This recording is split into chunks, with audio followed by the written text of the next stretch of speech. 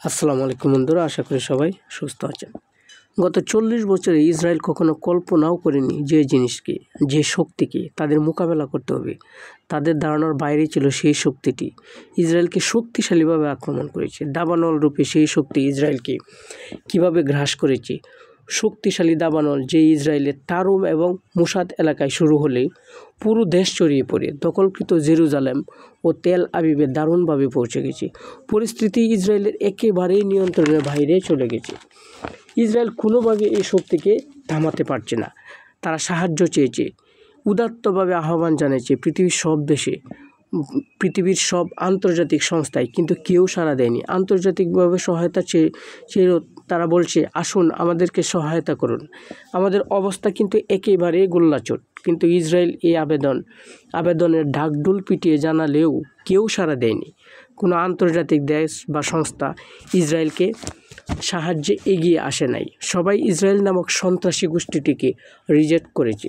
মন থেকে তাদের যে আক্রোশটা, সেটা দাবানলের মাধ্যমে যেন সবাই মেনে নিয়েছে এক বাক্যে। যদিও জেরুজালেম শহর থেকে 25 কিলোমিটার দূরে রয়েছে দাবানল আছে, তবে দ্রুতই এগিয়ে যাচ্ছে। সামরিক এলাকা গেলিলু, বেত শিমেজ, এতলাল, মেসিলন, জিউন শহরে দাবানল প্রচণ্ড গতিতে এগিয়ে যাচ্ছে। যেখান থেকে এমন হয়েছে, ফায়ার ফাইটাররা জীবন বাঁচাতে দ্রুত পালাচ্ছে। তাদের গাড়ি রেখে জীবন বাঁচাতে তারা দ্রুত পালাচ্ছে। গাড়ি রেখে ইসরায়েলের এমন দাবানল আর হয়নি 50 বছরেও। প্রায় 6000 একর জমি শেষ। শক্তিশালী এই দাবানল অস্ত্র কারখানা, 4টি সামরিক ঘাঁটি পুড়ে ফেলেছে সম্পূর্ণরূপে। 7 থেকে 9টি ঘাঁটির সোলজাররা আহত হয়েছে। বিভিন্ন সংবাদ মাধ্যম বলছে অনেকেই নিহত হয়েছে, যদিও ইসরায়েল বিষয়টা স্বীকার করছে না। ইসরায়েল এই পরিস্থিতি কখনো কল্পনাও করেনি। তারা আন্তর্জাতিক মহলকে তাদের দিকে ফিলিস্তিনটা নেওয়ার জন্য তারা এই কাজটা করছে, যাতে সবাই তাদের দিকে সহানুভূতির হাত বাড়ায়। কিন্তু কেউ এগিয়ে আসেনি। সবার মনে এই ক্রোশটাই ছিল যে ফিলিস্তিনের মানুষদেরকে তারা যেভাবে হত্যা করেছে, নির্মমভাবে, নির্দয়ভাবে, তারা ফিলিস্তিনের প্রতিটা পরিবার থেকে কাউকে রাখেনি। প্রতিটা পরিবারের মানুষগুলোকে তারা হত্যা করেছে।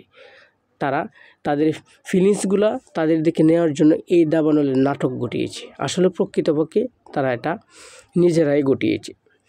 ইসরায়েল যে একটা সন্ত্রাসী দেশ, তারা এটা নিজেরাও জানে। তারা যেভাবে ফিলিস্তিনের মানুষকে মারছে, ঘরবাড়ি দখল করছে, তারা এই বিষয়টা তারা নিজেরাও অবগত। বিভিন্ন সংবাদ মাধ্যম কী বলছে তাদের এই বিষয়ে, বিভিন্ন বিভিন্ন সংস্থা তারা ইসরায়েলের এই কর্মকাণ্ডকে কিন্তু মোটেও তারা ভালোভাবে দেখছে না। যদিও ইসরায়েল আন্তর্জাতিকভাবে তাদের দিকে চোখ নেওয়ার চেষ্টা করছে, কিন্তু পারে নাই।